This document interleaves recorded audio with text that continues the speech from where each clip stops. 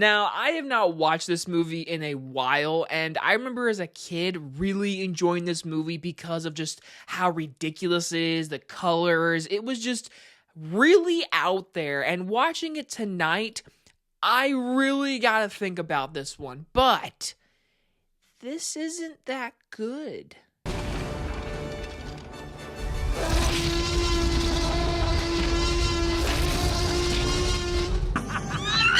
How sweet, fresh meat. A Nightmare on Elm Street, Part 4. The Dream Master. Released in 1988, we are talking A Nightmare on Elm Street 4, The Dream Master. Like I said in the beginning, it's been maybe over 10 years since I've watched this movie, because I've seen, like, the original 3 a bunch. But when it comes to the middle movies, I don't usually watch them a ton because as a kid and to this day, I don't like the 5th one. And I always get the 5th one and the 4th one mixed up all the time because the main characters in this one and the 5th one. But we'll get to the 5th one later. So with this movie, I remember as a kid being creeped out of this movie because the kills were so gross and just so different, especially the one kill, which we'll get to soon.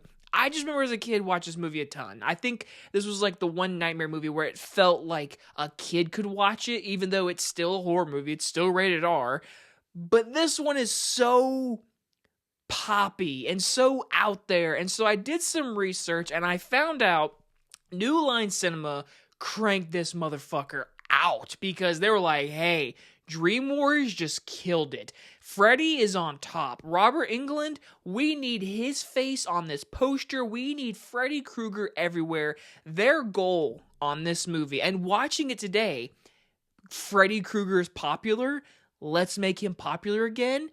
Also, writer's strike. This movie had a writers guild strike happening, and they actually did scenes with no script. And hell, the one scene where you get an invisible Freddy killing one of the characters was actually a scene where they ran out of money and they just had to film something because they had no more money. They had like a big elevator scene planned for this character, and they're like, you know what, let's just do like punching noises in a floating glove. It is an awful scene. Okay, I'm getting ahead of myself. So Nightmare 4 is a sequel to Nightmare 3. Our Dream Warriors come back, except for Patricia Arquette, for many reasons the online world says.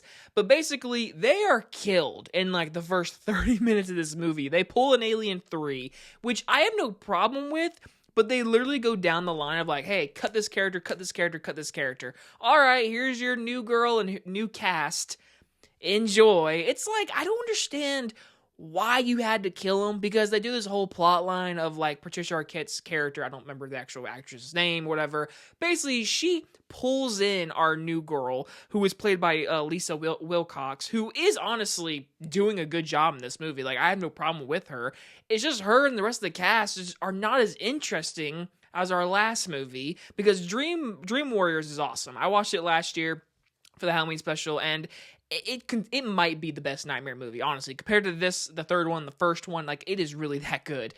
But with this movie, it just feels like, and you watch it, they wanted that creative color, and they wanted teen pop to really get infused in this movie. So they made Freddy Krueger one-liner the shit out of this movie. I did not remember how many times the entire movie he kills somebody, he has a one-liner. My favorite one is the wet dream one. I think that one's actually funny for what he's doing to the one kid from Dream Warriors.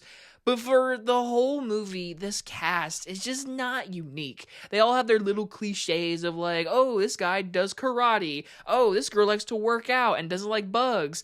Oh, this one girl has asthma. She's a nerd. And it just, honestly, by the end of the day, it just feels like a mess. But again, writer's strike happened. And this movie is actually directed by Renny Harlin, who is about to give us The Strangers Chapter 2 next week, which I know when you're watching this review has already been after The Strangers Chapter 2. I'm recording it early. But anyways, Renny Harlin directed this movie. You gotta give him a lot of credit, because this movie is watchable. It's fun. It's ridiculous, nasty, colorful. The production, everything just looks really cool. Like, honestly, like, I'll just get straight into it. The bug kill, iconic, gross. As a kid, the arms snapping, like, I probably can't show any of it on YouTube, honestly, but, like, look up the bug kill from Nightmare 4. It's iconic. It's gross. The scene where the bug falls into the goop and pulls out and it rips her face off. As a kid, I didn't like it, and today, I'm like, damn, that shit is just nasty. It's really cool, though. It's probably top 3 kill in the entire franchise, for me, at least. The other kills, they have their unique stuff to them, like, again, the girl with the asthma, and I love everything they do with, like, the dream warriors being killed in the beginning, like, how each one of them get killed, like, in their ways of, like, what their powers were. Like, I have no problem how they get killed, I just don't like that they, like, hey, get rid of them, let's get new cast. It's like, it didn't feel necessary. But then you have Robert Englund. I love him as Freddy, okay? He's iconic. He is fucking Freddy Krueger. No one can play him, okay? He is Freddy Krueger. This movie is the movie. The New Line was like, hey, he's the poster. People are here for him. Let's make him the reason you want to come see this movie only. And honestly, as a horror franchise, it feels so stupid because, like, they never made Jason do that. Honestly, Jason was always a character who stuck to his guns. He was silent. He killed people. And he did his thing. So did Halloween.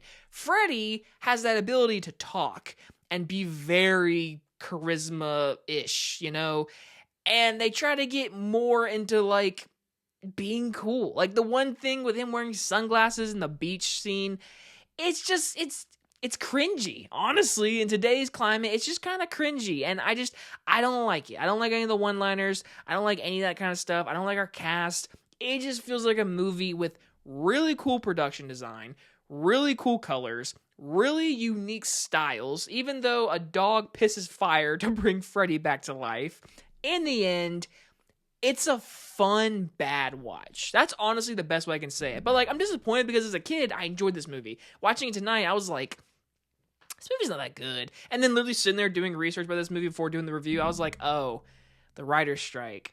Poor Renny Harlin, man. Like, he hasn't made a lot of great movies in his life recently, but, like, he's made iconic movies, and this movie deserves to be in one of his because he had a lot of shit to deal with this movie, and he made the best of what he could do with, and honestly, give it up to him because at the end of the day, it's still a fun bad watch.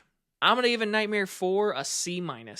I mean, I feel like that's a fair review. Like, going into this review, I was like, yeah, this is like a B-, C+ movie. Like, I enjoyed this as a kid. Yeah, no, it's pretty bad, honestly. But again, it's fun. Maybe nostalgia. Like, should this be like a D+? I don't know. Nightmare fans, go in the comments down below. But anyways, so this review was supposed to be in last year's Halloween special, but I cut short because of just life. You guys already know that.